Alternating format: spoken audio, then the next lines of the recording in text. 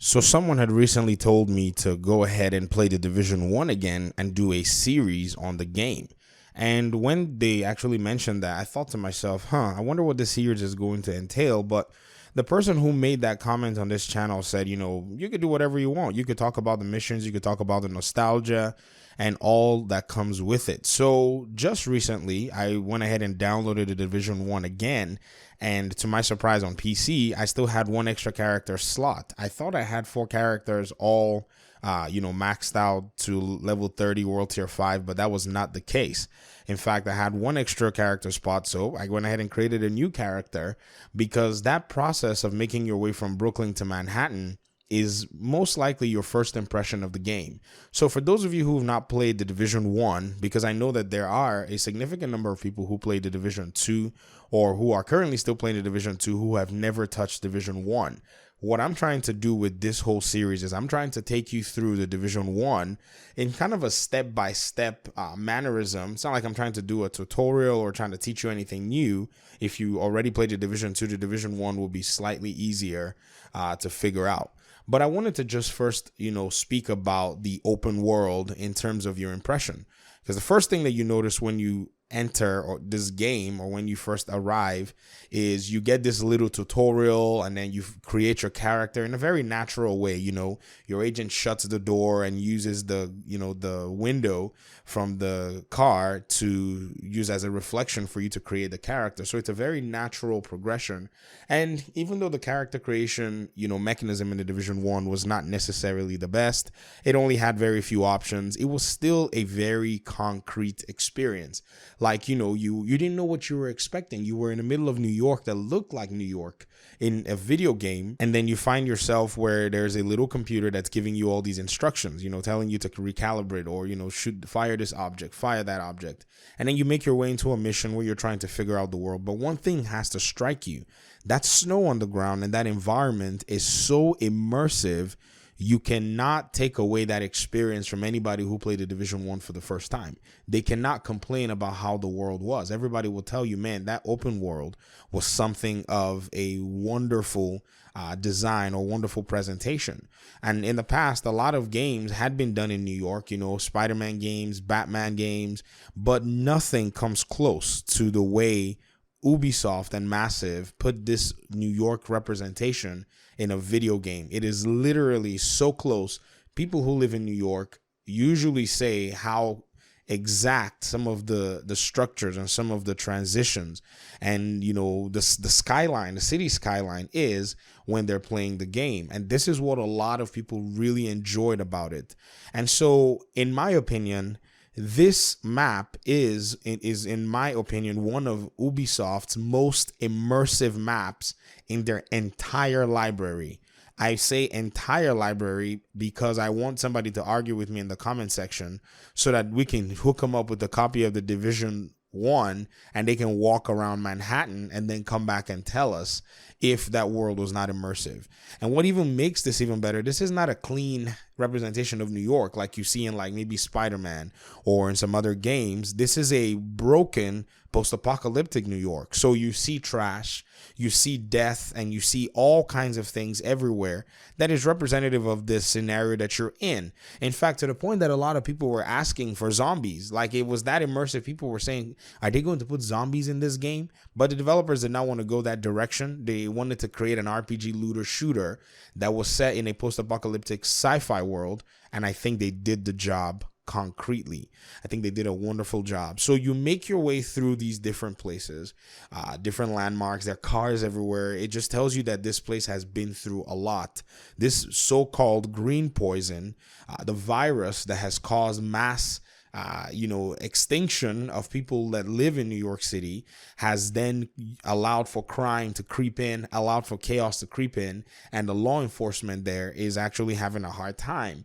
We always complain, most of us that played the Division 1, we always say that the JTF were a meme, and I guess now that we've gone past, a lot of the gameplay, I can now appreciate how weak the JTF was. Now, AI wise, sometimes it just didn't respond and do things, but I guess the premise was that when we showed up as second wave division agents, they were already getting ready to leave. In fact, when you arrive in Manhattan with Fei Lao after the accident that you guys have, you will see that the medic there says, we can't hear, we cannot get our communications restored with Captain Benitez, and if we don't hear from him in the next day, there's talk about pulling out. So the JTF was ready to give up in that sense. And so with the premise of the JTF being kind of already dilapidated, I think that makes sense looking at it from now, from this perspective, and looking from the back end and saying, okay, this is definitely something that,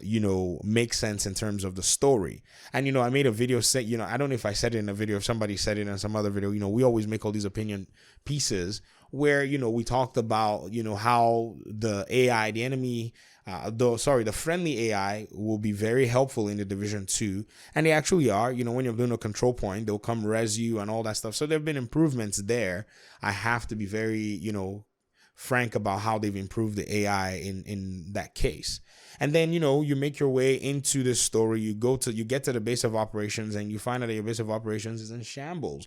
For those of you who've played the Division 2, this is not a new concept to, upgrade your base of operations. This is definitely something that does come in the game. But what I have to say for sure that gives the Division 1 the authenticity, the street credibility, and everything that it has was the fact that they went after this open world design, and they did it so well with an iconic city in the United States that a lot of people who played the game actually live in.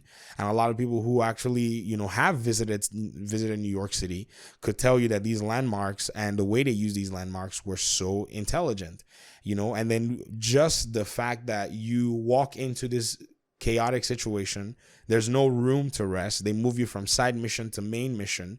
Your first mission that you do is a police precinct, and then you go and take over this precinct, and you move on from there, and you're just going through the layers of this police station, and in my opinion, I was taken back by how well the level design was.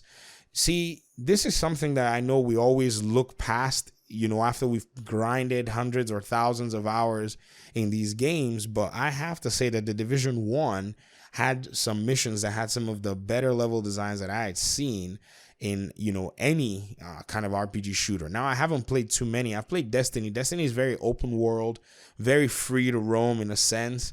But one thing I liked about the Division was very structured in terms of the mission area. Like, you were within these boundaries to accomplish the mission and get to specific places.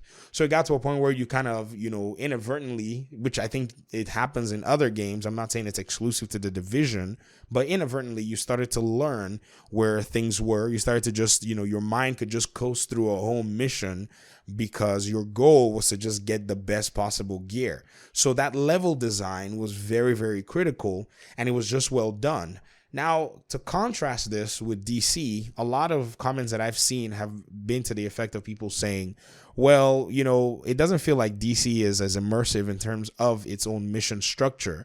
And I think it's based on architectural design and the way the architecture comes off to a lot of individuals. We're very used to the indoor mission structure, whereas in DC, because of the way the city is, because of the way the weather is, it made a lot of sense to do a lot more open design. And so I can see where the two different philosophies, do in a sense almost come into some sort of a conflict. Like if you look at maybe say incursions versus raids. So let's just go ahead and take let's just say Tidal Basin versus Falcon Lost. I guess we can use those two because Tidal Basin is kind of an incursion. In a sense, you're going into a stronghold of the Black Tusks, and Falcon Lost is an incursion. You're going into the stronghold of the LMB. And so when you go into these two different places, the LMB, the way it feels is in terms of you're getting these waves of enemies, but it's a largely indoor setting, and that's where you actually deal with all the enemies. There's probably in other incursions, if you look at maybe Dragon's Nest, where you fight against the cleaners, there is some openness to it, but eventually it leads you into an enclosed area. Whereas in Tidal Basin, you go from open area to open area to open area to a little bit of an enclosure and then to more open area. So there are two different design philosophies, and it's all about the world and the setting that actually makes them the way that they are. And then if we maybe wanted to do another silly comparison, we could perhaps take some aspect of the raid in chunks where we go from open area to enclosed areas, because this is an airport, into hangars, and then we get ourselves back outside in the airport. So very open. I mean, they did a whole raid around an airport, which is more of an open type of landmark compared to maybe if we threw out a Division incursion, which is one of the best incursions that was done in the Division, which is Stolen Signal. That was done in a news station. So you have structures and different rooms. And so everything is within a particular setting, which allows a lot more control, allows a lot more better lighting control, in my opinion. And so you can make that world look very beautiful as you want it. I mean, in a TV studio like Stolen Signal, the lighting is just so dynamic. It's so good. You know, in some places you enter, the colors are a little weird, the lights are a little off, the stage, the sound, the different props that you see around, these things make a big deal. Unlike when you go into an abandoned airport that's been taken over by a paramilitary group, that's a little bit more bland. You know, everything's already been cleaned out, so there really are different aspects to the way they level and layer these things that make a mission in the Division 1 stand out much more than some missions in the Division 2. Not to say that the level design is bad. If the Division 2 was the first game that we got, we would still enjoy and love it. But because many of us were already used to some kind of a level design that showed and depicted the world that we were in, we are very difficult to pull out of that Division 1 world. And I think that's where a lot of the discrepancies are in terms of the psychology and how we're used to both of them. But this is just something that I wanted to put out in terms of open world and level design, in terms of the Division 1 and how you start off the game. You start off and you're patrolling a city, whereas in DC you start off and you're already in a semi wildlife environment. You're seeing deer and all that stuff. It's just two different ecosystems, and I think that may play a lot. Not saying that they're bad. No, I actually do like the way DC is structured. I would almost imagine that a lot of people like DC. I mean, even though yes, we can argue about the merits of how immersive both DC and New York are in comparison, we always can appreciate DC. But that difference is just there, and I think New York captivates you much more because most likely you're living in an urban setting, whereas DC, just in this depiction of the game, they made this DC so ghettoized, whereas New York, they made it more of the future, the scary future of what mankind can do to itself. I think that one really follows the sci-fi play on the Division more than the Division 2, if you understand exactly what I mean. But I'm not going to ramble up anymore. I'm going to take more of your time. Thank you very much for listening to the video and for watching. For those of you who are subscribed and who have notifications on, I want to implore you to please check your notifications. I've had some reports about notifications not working properly. Perhaps yours may have been turned off in some sense. And for those who haven't subscribed, feel free to do so. It will be really helpful for the channel. And I do appreciate your time and audience. And I'll see you in the next video. Peace.